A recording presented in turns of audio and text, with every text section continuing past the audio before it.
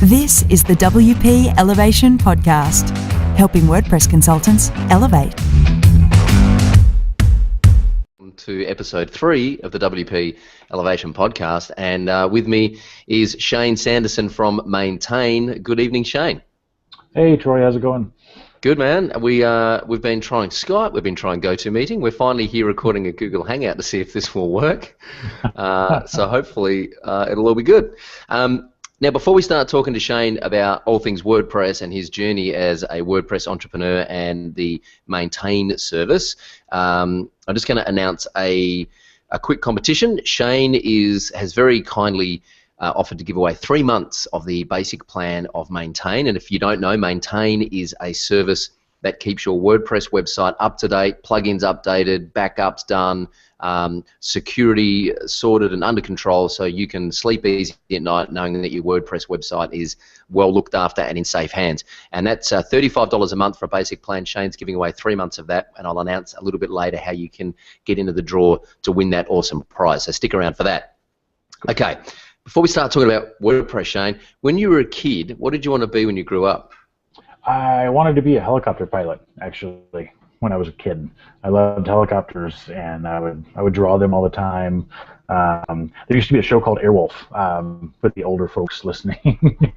I loved that show. I had posters and the action figures and all that. And but yeah, helicopter pilot was the profession of choice when I was younger. Awesome. Didn't work out though. Didn't work out. And so, have you ever flown a helicopter? I've not. No. I've ridden a helicopter once. That's as close as things got. So. How was it? Did it live up to your expectations when you finally got into a helicopter? Yeah, it was pretty cool. I think I was 9, maybe 10. We went to Disney World, so we took the helicopter tour, around the park and stuff like that. So it was really cool. It was, of course, to a 9 or 10-year-old, I think any kind of aviation type ride would be really cool. But it was awesome. So yeah. That's just where it stopped and started, though. So. Yeah. And when did you discover the web? The web, I believe, I want to say 1995. I didn't grow up with computers in my house, so a lot of other kids, obviously had it probably before I did. But I remember in '95, I was with a friend at college, and I went to the computer lab with them. They were doing some homework or whatever. And I remember getting a free, computer station and being able to do a search and Google, not Google, but I believe Yahoo was the search engine back then. Yeah. That was available, and being able to look something up and get all this information, which actually was not very much information at the time, but it was more than you could get otherwise, and it was incredible. But 95-ish was the time that that all clicked and happened. Cool. And do you remember the first time you laid eyes on the WordPress dashboard? I do. Actually, I do. I believe it was 2.3, 2.1. I probably should remember more, but I don't. It was 2 early on. I was actually working for CBS Radio in Dallas, and we had a really bad CMS system that we were using.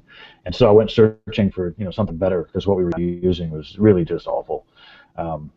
And so I ran across WordPress and grabbed it and installed it. And back at that time, I didn't know really what it was.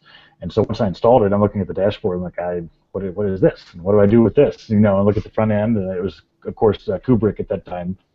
Just a very basic theme. But that was in 2006 when I first discovered WordPress. So that was where all started.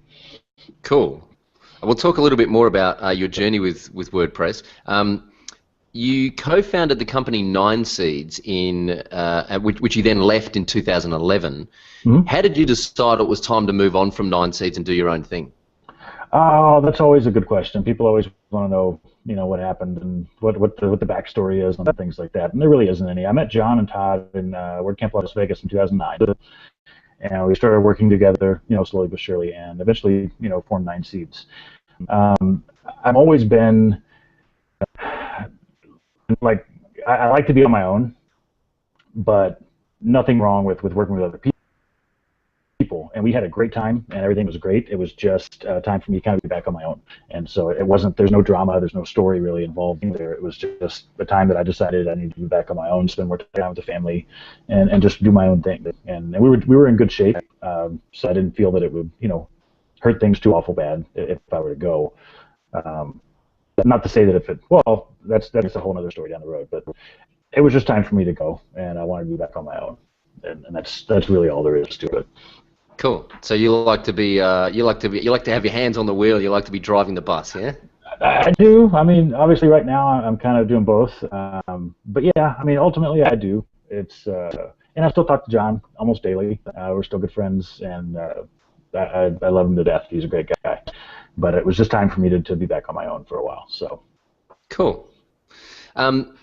So moving forward to today, and we're going to talk a little bit more about your role at WebDev Studios soon, but how do you describe what you do in one sentence? What's your elevator pitch when you meet someone new at a party or a function and they say, what do you do, Shayne? How do you answer that question? Oh, right now, I usually do a lot of stuff, but right now I think my basic elevator pitch, if I were to have one, would be just I try to help people make WordPress easy. Not make people make WordPress easy, but I try to make WordPress easy for folks, right? Whether that's through WebDev Studios or whether it's through Maintainn, just to make WordPress easy and manageable. That's a pretty good description of what I do on a daily basis. Nice and succinct. And what do you spend most of your time actually doing on a day-to-day basis? I play on Twitter a lot. I go to Facebook and play some games. No, I'm kidding. I manage projects all day long. Whether, again, through WebDev or Maintainn, I'm managing a project in one form or fashion, and that's really what I do 90% of my day. Cool. And the other 10% is Facebook games. So, you know, I've done a little bit of project management in my time, and I'm always curious when people are managing multiple projects, what's the one thing that keeps you awake at night? Just that's a good one. Actually, nothing, because I don't have problem sleeping. But you know, theoretically speaking, what would keep me awake at night? I guess for on two sides. On the web dev side, just making sure projects stay on track, make sure the customers are happy, and make sure everything's getting done the way it should on the timeline that it's supposed to. On the Maintainn side, I think a lot about features and what we can do different and how we can make the service better. I've got lots of ideas for that I want to implement in the coming months. So I guess that kind of goes back to making people happy and making sure things are taken care of, whether it's on the project management side or new features and services that we can provide. But again, I don't have any trouble sleeping, so cool. They don't really keep me awake. So how do you not have trouble sleeping? What's your secret? I just lay down, and I'm usually tired enough that I can sit in my chair at 3 o'clock in the afternoon and be gone. So it's very easy. Right. Yeah. I'm always tired. You lucky son of a gun. That happens when you get old, man. What do you do before we get into the kind of entrepreneurial work stuff? What do you do when you're not working? Not much. I spent a lot of time, since say 2006 when I got into WordPress, where I was just that guy that was just always hammering away at something. I was up all night, working, doing something. And not that I'm lazy now, but I've kind of come to peace with that I don't need to be that guy anymore. Yeah. So I don't have trouble disconnecting much anymore. So when I'm not working, I play video games with the kiddos. I like to travel, hang out, cook out, and just sometimes I sit and do nothing for a while, and it's awesome. So cool. Just be around the house. So you recently became the new technical project manager at WebDev Studios. Yeah. For those of you that have been living on another planet for the last 4 or 5 years, WebDev Studios would be one of the biggest WordPress shops in the world, probably. Brad Williams, of course, who I'm quietly stalking and hunting down for an interview on the podcast. So how's that going, the new role at WebDev Studios, and how's it affected things at Maintainn? It's going really well. I started last January, so it's almost been a year. Okay. And I've never really been in a project management role before, but I know WordPress, right? I've been with WordPress for a long time, and I know the type of jobs they're doing. So I thought it would be a fun change because I'm not actually doing any development. I'm not actually doing any design. I'm just doing project management for them around WordPress projects. So I'm very comfortable in that area. So I guess I was a little skeptical at first to see how it was going to go. but it's really worked out very well. I think it's something I'm good at, and it's going great. It's different not being on the other side of things, actually, laying down code and actually doing the work. I still get to see all that stuff and still get to interact, but I'm not actually doing it. But it's cool. I get to see some crazy code, and I learn a lot of stuff from our developers just by watching them do the magic that they do. So it's really cool. And how did it come about? How did the role at WebDev come about? Were you and Brad connected offline in the real world? Like, how did that relationship happen? Yeah, I met Brad. We've talked about this before. I don't know if either of us really remember the exact time. I think it was WordPress Boston or WordCamp Boston, maybe in 2010. But I'd known Brad for a while, known Lisa for a while, known Brian. We'd known each other, offline through WordCamps and things like that. And I saw the position come up. They put it on Twitter one day, and it kind of piqued my interest, and thought, I think I could do that. And so I hit him up, and here we are. Cool. Awesome. What was the interview process like? Hey, do you want the job? No, I'm kidding. It was no, it was cool. It was very professional. It had nothing to do with being friends. It was just, is this something you think you can do? How's it something that you want to do? And obviously I contacted them, so it was something I wanted to do. But it was very informal, but just making sure it was the right fit. And it's a new position, so it wasn't something that they really had any kind of metrics on or could say here's what needs to happen, because it's a new position, and we're kind of creating it as we go. So hopefully it's working out okay on their end. I think things are going great. So we'll find out in the comments maybe. And so WebDev Studios is a completely distributed workforce, right? There's no office. You guys all kind of work from your own locations. How do you communicate throughout the day? HipChat is our preferred method. We use HipChat for messaging. But yeah, everybody's distributed. There's no two people in one spot. So HipChat, Skype, text, email, however you can get in touch with someone. But HipChat's not the preferred method that we use. Cool. So on your personal site, ShayneSanderson.com, you've said that Maintainn's day-to-day operations, we're going to talk a little bit more about Maintainn in a minute, Maintainn's day-to-day operations are now going to be handled by your wife, Abby. Any big challenges having your personal life and your work life intertwined like that? Oh, always. It's but yes and no. It's something that I've worked from home for a long time, so she's always been involved. Whether directly or indirectly, she's always there and involved. So it wasn't really a big challenge or issue for us to do that, being that I'm home all the time anyway. Now, if I had left an office job, right, to come do this, that would obviously be a big difference. But I've been here all the time anyway, so it really wasn't a transition that was difficult at all. Yeah, cool. Do you have any advice for other entrepreneurs going into business with family members? Be careful. It's a touchy subject, and it can be very hard. I'm not saying that every day goes wonderfully, because it doesn't, and that's, you can say the same with marriage and anything else. But it's just be careful, make sure you're compatible, make sure it's something that you can do. Just because you want to do something doesn't always mean that it's something that you can do or you should do. Yeah. It works for a lot of people, but it doesn't work for a lot of people at the same time. So tread lightly, I guess. Just be careful and make sure it's a good fit. Do you have a rule that do you have a rule that after dinner no talk about work, or do you have a switch off time, or? Not really. It kind of just happens. At some point during the day we both kind of get tired of work, and it just quits being talked about.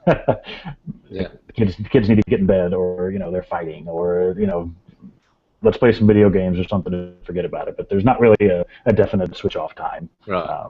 Because it's not really caused a problem. If it becomes a problem, then yes, there need to probably be a time to switch it off. But that hasn't happened yet, luckily. Cool. One thing about entrepreneurs online, and particularly in the WordPress space, is that a lot of us end up with quite visible public profiles on the internet. And I'm just curious as to if you found any particular advantage or disadvantage of having quite a public profile online. Well, it's the answer is going to be the same for both, I think, for me. I mean, you can go Google my name and get pages and pages of results, right? So I'm very easy to find. That's an advantage. I'm easy to find. That's also a disadvantage, right? Yeah. I see them kind of both one and the same. I'm very easy to find. Everything is available. Not everything, but a lot. So that's great on one side. It's kind of not great on the other side because all your stuff's out there. It's kind of hard to hide if you wanted to.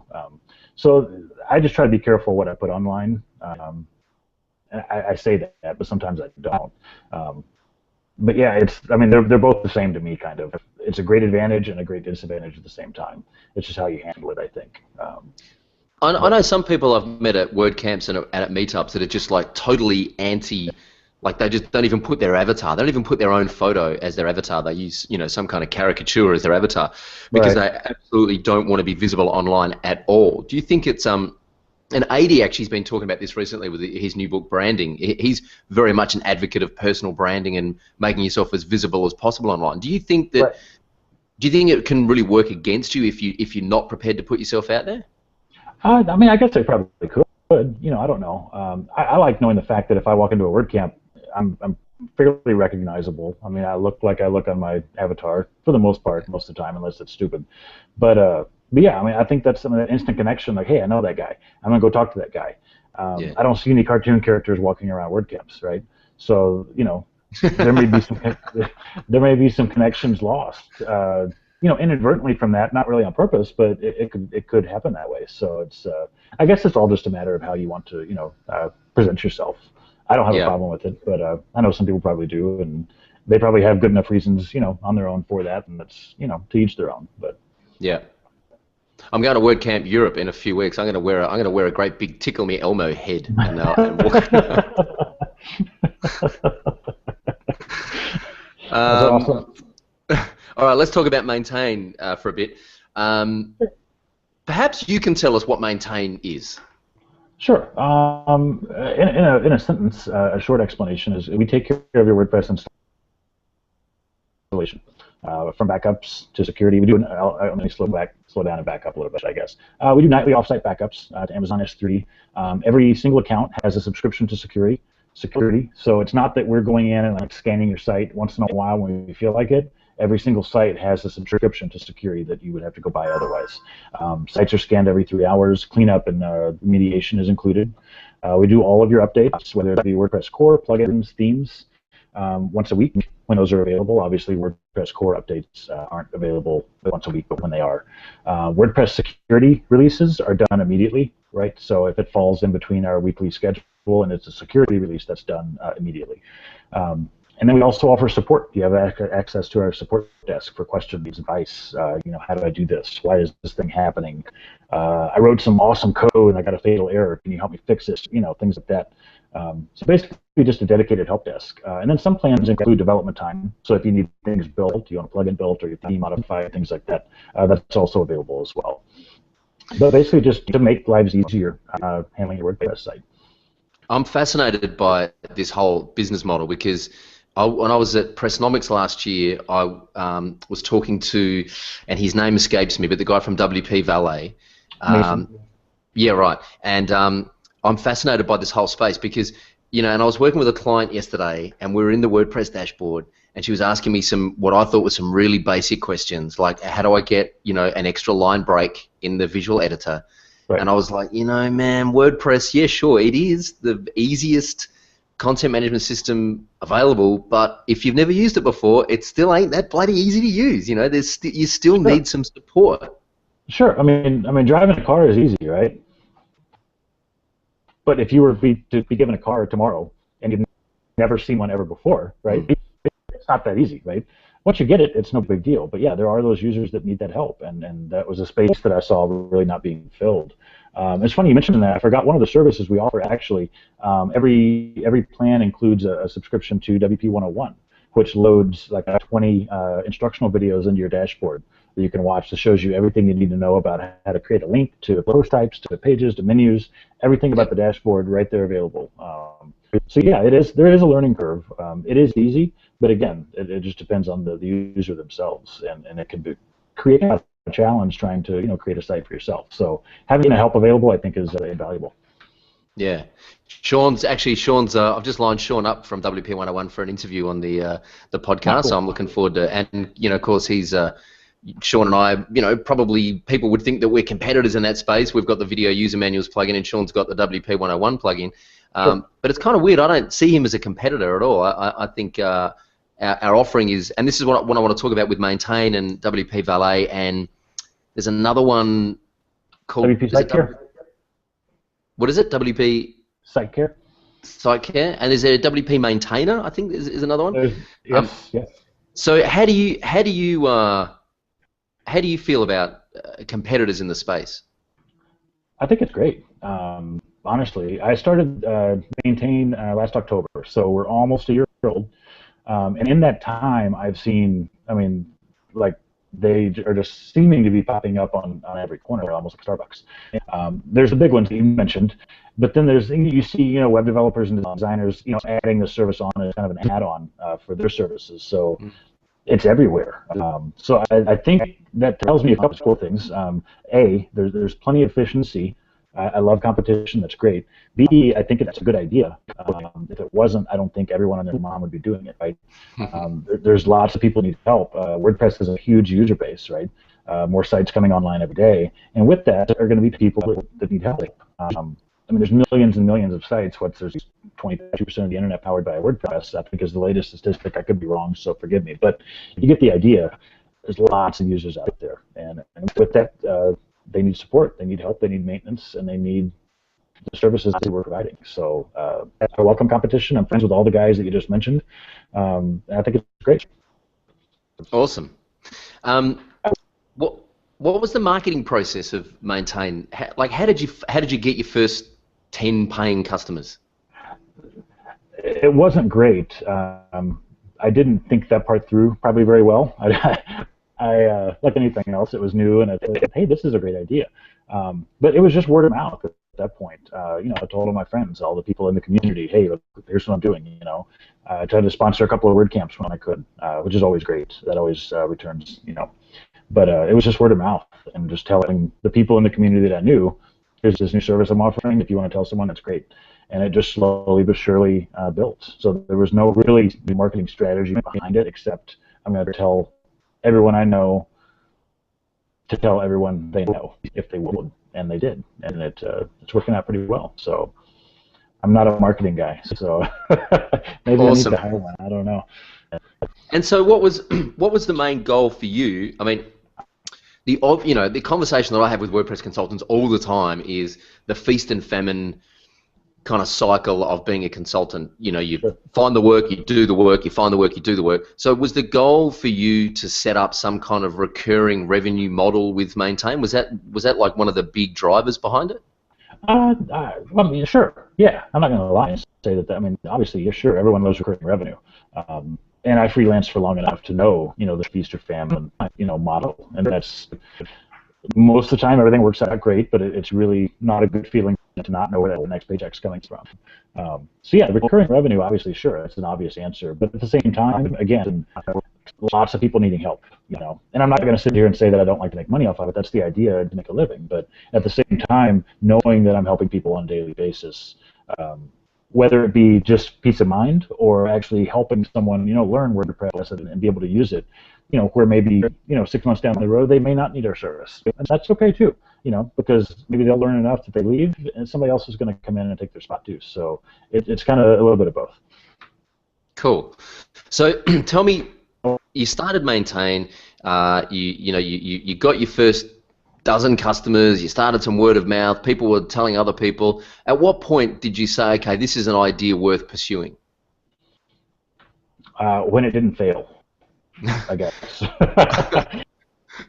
Okay, honestly, so what does that look like? How did you know it wasn't going to fail? How did you go, okay, it's not going to fail, this is good, this is a right. success? I kept getting customers. The customers kept coming in. I kept making, more revenue, more customers. Customers that were existing customers told their friends or whoever, and I got referrals that way. Or customers that were already customers said, hey, I want to add 3 more sites, or I want to add 10 more sites, or I've got, hey, my partner over here has this multi-site installation that's got thousands of sites, and I think he needs your help. It's just that ball started rolling, and at that point I knew it was, probably going to work and not fail, because I really didn't know when I started it. To me, it was a new idea, right? I think a couple of those sites were actually around before I started Maintainn, although I wasn't aware of that, which doesn't matter now. But at the time, to me, it was a new concept. So I wasn't sure if it was going to work or if it would fall flat, And again, I'm not. I'm only a year into it, right? So it's hard to say, where it might go from here. But it's definitely done better than I thought it would in this amount of time. And so, how big's the team now? Is it just yourself and your wife running Maintainn? It is. It's me and my wife. I actually have about 4 developers on contract and a couple of designers on contract. So they're available. They're actually not on staff. So as far as staff goes, it's me and my wife. But we've got those resources available for any work that comes in. Cool. Awesome.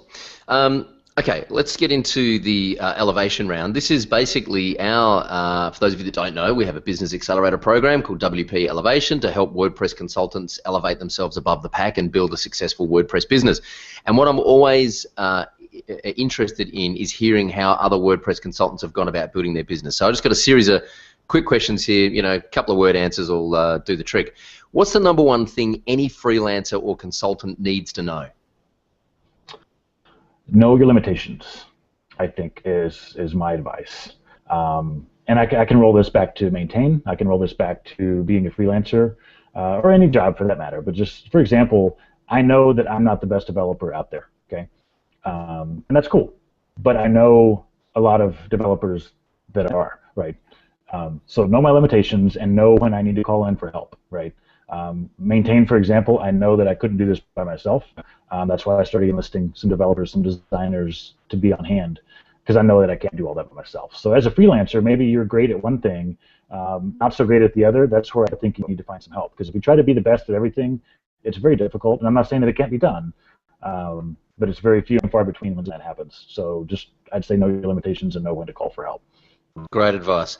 What's the best thing you've ever done to find new customers? Indirectly, being heavily involved in the WordPress community, right? When I first started, I started going to WordCamps. I spoke at WordCamps. I spent a lot of time in the WordPress.org support forums, helping, answering questions. And none of that at that time was to get business. It was just I wanted to be part of the community and I wanted to help, because people helped me when I started. So again, indirectly, that's helped, because being a visible member of the community, obviously you make good friends with good connections, and that turns into clients. So like I said, not to go in with that purpose, but that's what helped me, and that's how I got kind of where I'm at. Cool. How do you stop competing on price? I don't know. I don't really think about that much. The way I look at it is I know what our service is worth, whether it's me with Maintainn, whether it's me as a developer, doing a project or whatever. I know what I'm worth, and that's just what I'm going to charge. If you don't like it, then I'm sorry, but it's just I'm not really going to budge much. So I don't really see price as a competition. I just know what I'm worth, and if it lines up with some other people who are charging or whatever, then you could call it competition, I guess. But that's really not much of an answer for you. I'm sorry. No, you know what? I actually think that's the best answer I've ever had to that question. The best way to stop competing on price is to stop worrying about what everyone else is charging and just work out what you charge and what you're worth and move forward.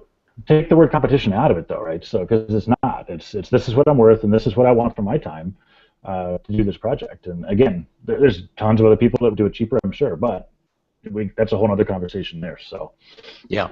Sweet. Any tips on writing better proposals or getting better conversions from proposals? Proposals. We have got this down to a science, I think, at WebDev. I write a lot of proposals. I think proposals are, better proposals, I'd say, as detailed as possible, right? Every little minor detail you can get in there to convey what it is you're going to do on the job. I think is going to make it better. In conversions, I mean, be professional, know what you're doing, you know, and just don't be an amateur about things. But proposals themselves, I say the more details, the better.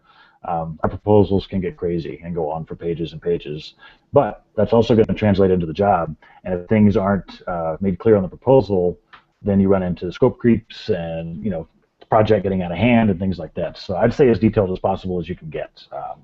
Nice. Is my advice. Favorite tool or system for CRM?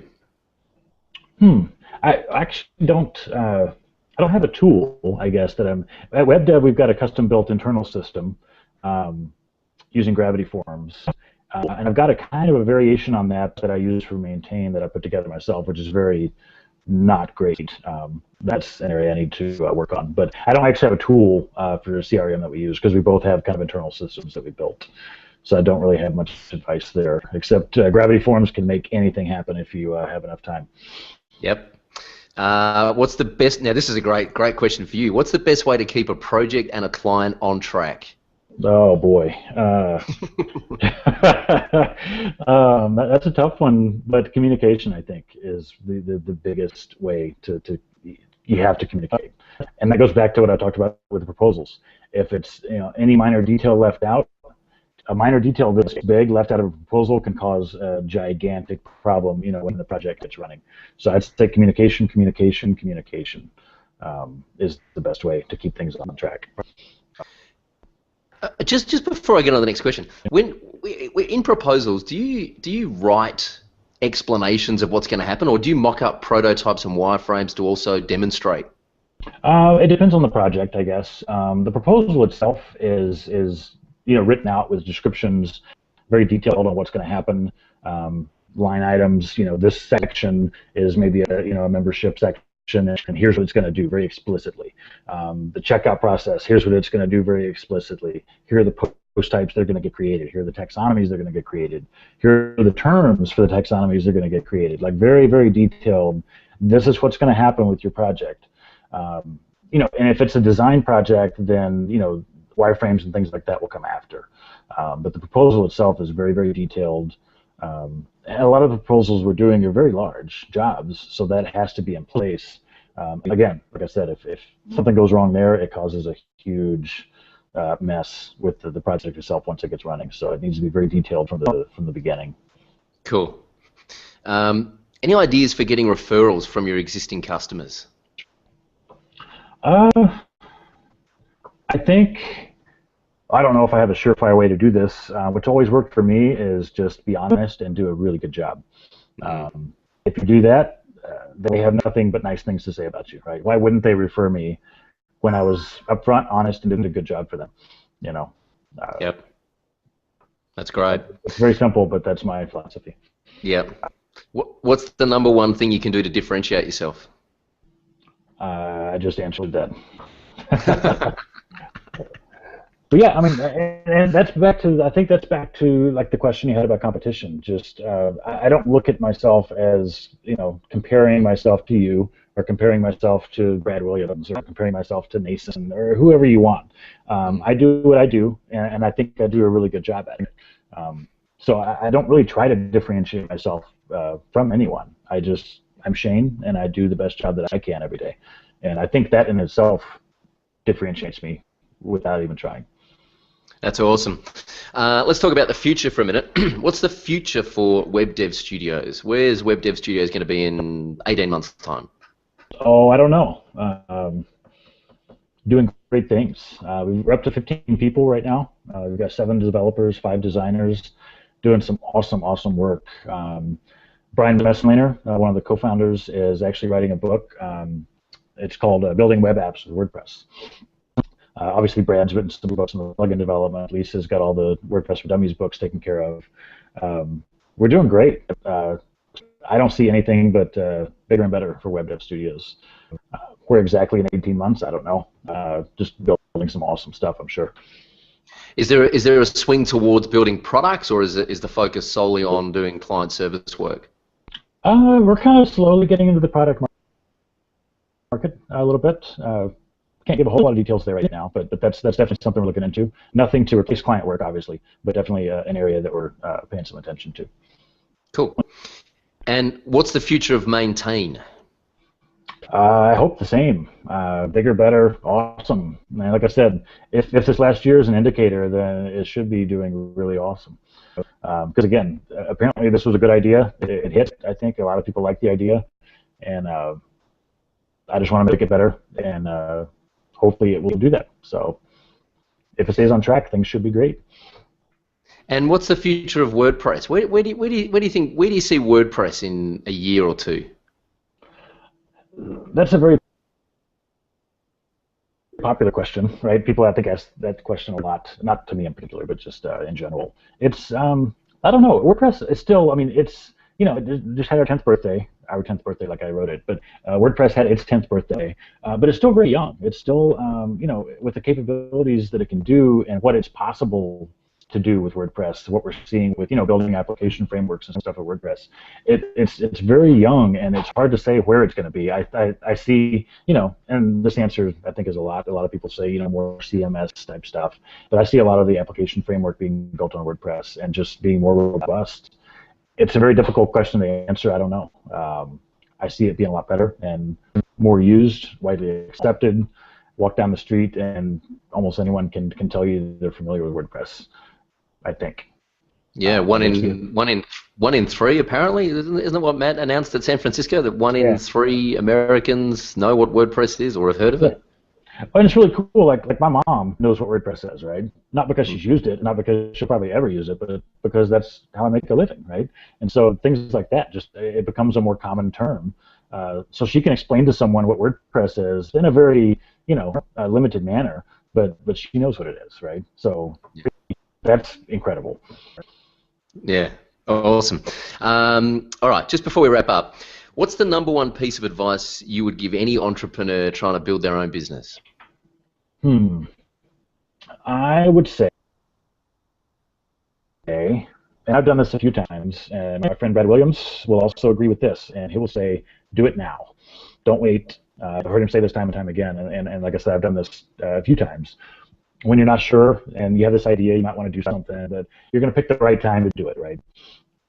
It's like picking the right time to buy a computer, right? And when is that? Never, right? So it's just do it if you're ready, and you know, obviously make sure that you know you can support yourself. I'm not giving anyone any advice to go do something stupid, but if it's time, then do it. Don't wait and just do it. Do something.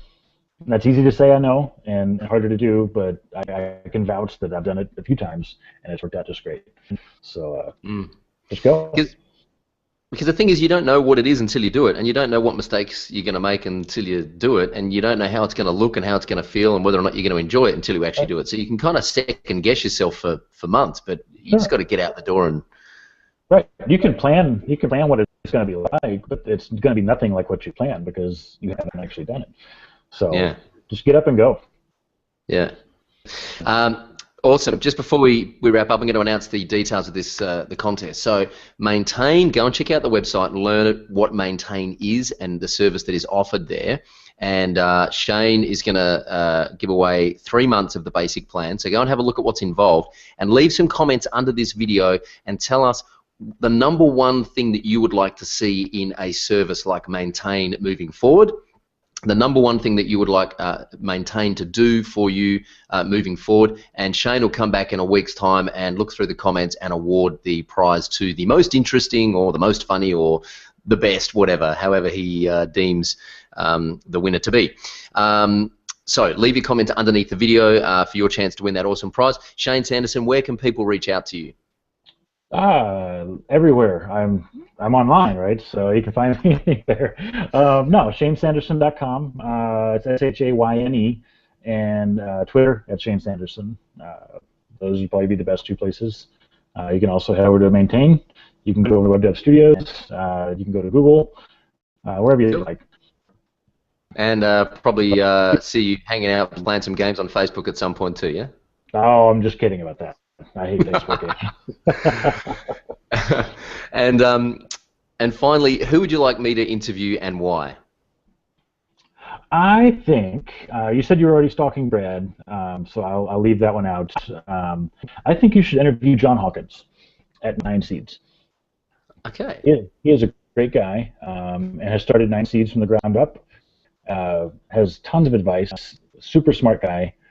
I feel dumb when I talk to him. He is incredible, and I think that he'd be a great interview for you. Beautiful. A wealth of knowledge. All right, John from 9 Seeds, I'm coming to get you. It's all Shayne Sanderson's fault, so when I start stalking you, that's why.